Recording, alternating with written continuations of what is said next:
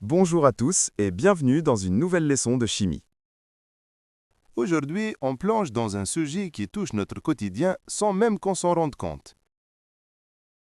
Parfois, vous demandez pourquoi il y a des dépôts blancs dans vos bouilloires ou pourquoi certaines eaux minérales ont un goût si particulier. Derrière ces phénomènes se cache une réalité chimique fascinante, la dissolution et la précipitation des électrolytes. Dans cette vidéo, on va explorer pourquoi certains sels se dissolvent facilement dans l'eau et d'autres presque pas. Comment la température peut tout changer dans une solution saturée. Et surtout, comment des ions invisibles peuvent créer des solides sous nos yeux. Si vous voulez comprendre la chimie qui se cache dans votre verre d'eau, votre café ou même dans vos reins, restez bien jusqu'à la fin. On démarre tout de suite. On a tendance à l'oublier, mais parfois, la chimie la plus fascinante, elle se cache dans un simple verre d'eau. Aujourd'hui, on va plonger ensemble dans les secrets de la dissolution et de la précipitation. Alors regardez cette image, on est dans les montagnes du sud tunisien. Et là, tout de suite, deux questions se posent. Des questions qui viennent d'ailleurs directement de notre source.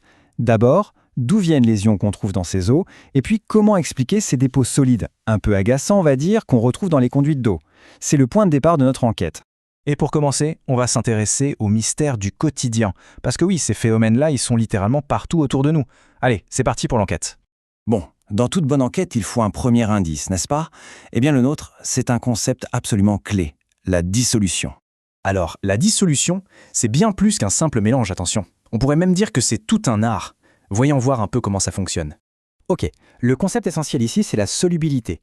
Pour bien comprendre, on peut imaginer un parking. La solubilité, en gros, c'est le nombre maximum de places disponibles pour les voitures qui sont en fait nos molécules. Quand toutes les places sont prises, eh bien le parking est plein. La solution est saturée. Impossible de faire rentrer une voiture de plus. Et là, regardez bien ça. C'est la preuve que tous les parkings ne se valent pas, loin de là. Dans un litre d'eau, on peut dissoudre, tenez-vous bien, 370 grammes de sel de table. Mais pour le bichromate de potassium, à peine 50 grammes. Ça montre bien que la nature de la substance, ça change absolument tout. Mais bon, ce serait trop simple si ça s'arrêtait là. Un deuxième indice va entrer en jeu, et il risque de tout chambouler. C'est la température. Alors, la question qui vient logiquement, c'est est-ce que la solubilité dépend de la température? Spontanément, on a envie de dire oui, bien sûr. Mais en réalité, la réponse est un peu plus subtile que ça. On a tous ce réflexe. Pour dissoudre plus de sucre, on chauffe son café ou son thé. Et ça marche. C'est le cas pour le nitrate de potassium. Plus on chauffe, plus il se dissout. Facile. Sauf que, regardez l'hydroxyde de calcium. Avec lui, c'est exactement l'inverse. Quand on chauffe, il se dissout moins bien. C'est complètement contre-intuitif, non? Et la preuve, elle est là, sous nos yeux. L'expérience ne ment pas. D'un côté, on chauffe et hop, les cristaux de nitrate de potassium disparaissent, ils se dissolvent. Mais de l'autre, la solution d'hydroxyde de calcium devient trouble. Et ça, ce trouble, c'est le signe qu'un solide est en train d'apparaître.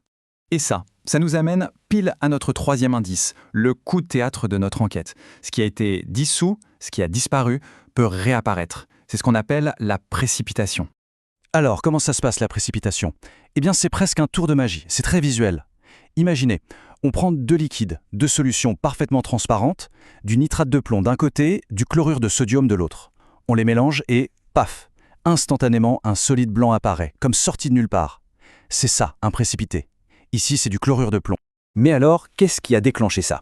Le secret, il est dans la comparaison de ces deux images. Regardez bien. À gauche, les solutions sont concentrées et le précipité se forme. À droite, ce sont les mêmes produits, mais dans des solutions très diluées. Et là, il ne se passe rien. Absolument rien. Le secret, c'est donc la concentration. Et ça nous mène à cette phrase qui est vraiment le cœur de l'explication.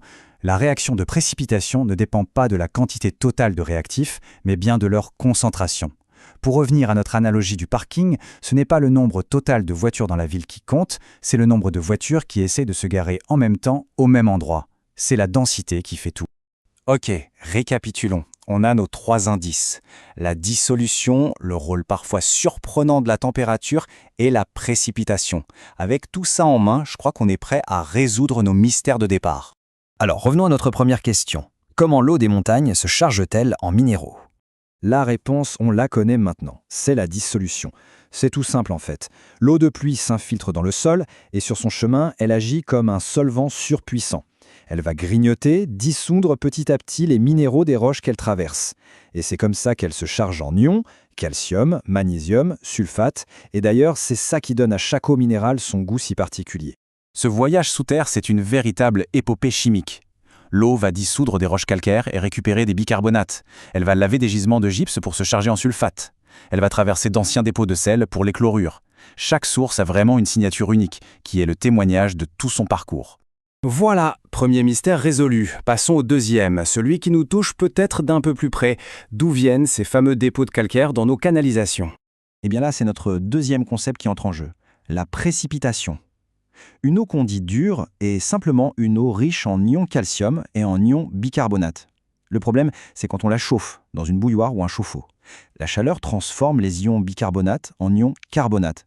Et là, ces nouveaux ions carbonate réagissent avec le calcium et ils précipitent pour former un solide, le tartre, le calcaire. C'est exactement le même phénomène que dans notre expérience, mais à la maison. Et ce mécanisme, il ne se limite pas à nos canalisations.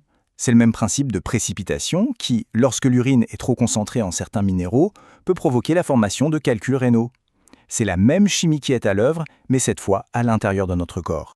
Et tout ça, ça nous amène à une dernière réflexion. Maintenant qu'on connaît un peu mieux ses secrets, on peut se poser la question, l'eau qui sort de notre robinet, si elle pouvait parler, qu'est-ce qu'elle nous raconterait de son long voyage sous la Terre avant d'arriver jusqu'à nous? À la fin de cette vidéo, pour vous, quelle expérience chimique du quotidien vous intrigue le plus? Laissez vos réponses dans les commentaires. N'oubliez pas de vous abonner et d'activer la cloche pour ne rater aucune de nos prochaines explorations scientifiques. À très vite pour une nouvelle vidéo.